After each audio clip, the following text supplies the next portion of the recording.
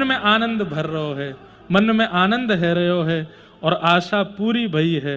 क्यों कि ये भवन प्रकाश,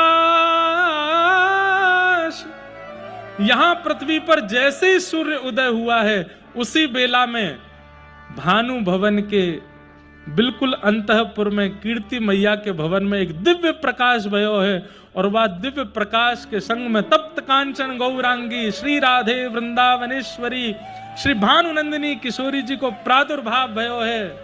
बोलो वृषभानु दुलारी की, श्री कीर्ति दुलारी की, श्री कीर्ति मैया की, वृषभानु बाबा की, बरसानो धाम की। आहा, जैसे ही जय जयकार भई है। यहां भानु बाबा को जाकर के सखीन ने बताई, अरे बाबा बाबा आपको बधाई हो बधाई हो। बोले कहा भयो? बोले लाली ने जन्म लियो है। सुनते ही भानु बाबा तो सुध बुध खो गए, जानो भीतरो दौड़ बाहर लगे। बाहर जाने लगे तो जाके सखीन ने रोके, कहां जा रहे हो? बोले भीतर कक्ष में जा रहा हूं। बोले कक्ष यहां ना है, कक्ष वहां है। आंखन में आंसू भरे हैं। बंधुओं, ठाकुर जी के प्रादुर्भाव की लीला एक अलग आनंद करावे, पर किशोरी जी के प्रादुर्भाव की लीला तो भावुक कर दे।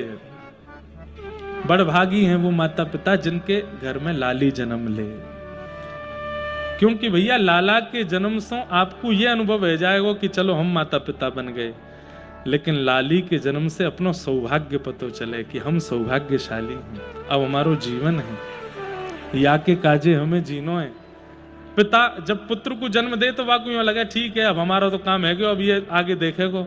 लेकिन लाली के जन्म होते ही पिता के मन में ये आ जाए कि नहीं अब मुँह को संभलना है, क्योंकि या के काजे मुँह को जीनो है, या के काजे मुँह को सब करना। भानु बाबा जैसे ही गए, कीर्ति मैया के बगल में पौड़ी हैं श्री किशोरी जी, गोद में जैसे ही उठाई हैं। भानु बाबा बोले अरे अरे मेहर, मुंह पे तो उठाए ही ना जा रहा, संकोच लग रहा, ऐसी कोमल सी है, लग रहा है कि मेरे निष्ठुर हाथन से कहीं आपको कष्ट नहीं है जाए, कोई पीड़ा नहीं है जाए, वापस वहीं पधरा दें। और दूर से ही केवल दर्शन कर रहे हैं, बैठे बैठे रूप कांति को देखते देखते कह रहे हैं ये आंख का ही क्यों ना खोल रही, ये मुंह तो कुछ बोल क्यों ना रही है, ये अपने पाम क्यों ना चला रही, या कि कोई चेष्टा क्यों नहीं है रही, कोई गतिविधि क्यों नहीं है।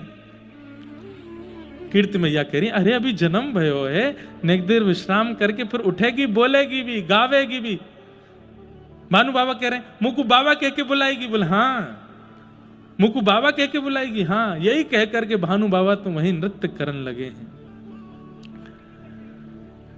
खबर पहुंचते पहुंचते पहुंची है सीधे नंद भवन में, और जैसे ही नंद भवन में खबर पहुंची, महाराज ठाकुर जी एक बरस के घुटमुन घुटमुन करके डोलने।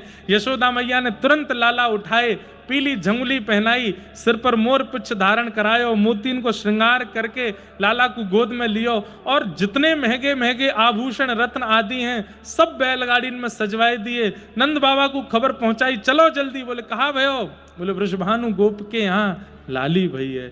सुन करके नंदगाम के लोग ऐसे भावुक भये हैं, ऐसे आनंद में भर गए हैं, हमारे लाला को टीको खाली नहीं गयो, पूरा है गयो, अब ब्याह है जाएगो। और महाराज श्री नंद बाबा पहुंचे हैं। कहवे कि जैसे ही बरसाने आए, भीतर पहुंचते ही किशोरी जी को देखते ही कीर्ति यशोदा मैया बोली लाली के रूप पर न्योछावर करवे वाली वस्तु तो मैं कुछ लाई नहीं हूं, ये महंगे महंगे रत्न आभूषण सब मुंह को फीके लग रहे हैं यहाँ के रूप के आगे। सोई गोद में बैठे बैठे लाला ने एक मैया खुजाई दी। बोले मैं भी तो महंगो रत्न हूं, मैं भी तो मैया तेरे हृदय को नीलमणि हूं, नहीं मेरी ओर देख ले।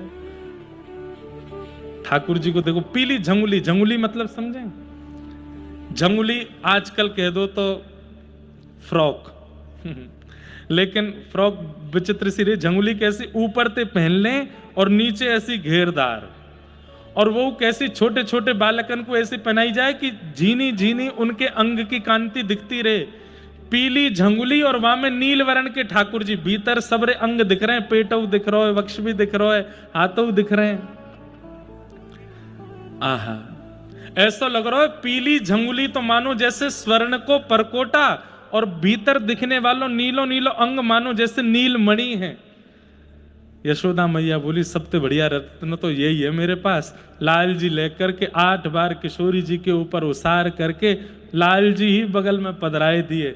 दोनों युगल पलना में पड़ गए हैं महाराज। आहा।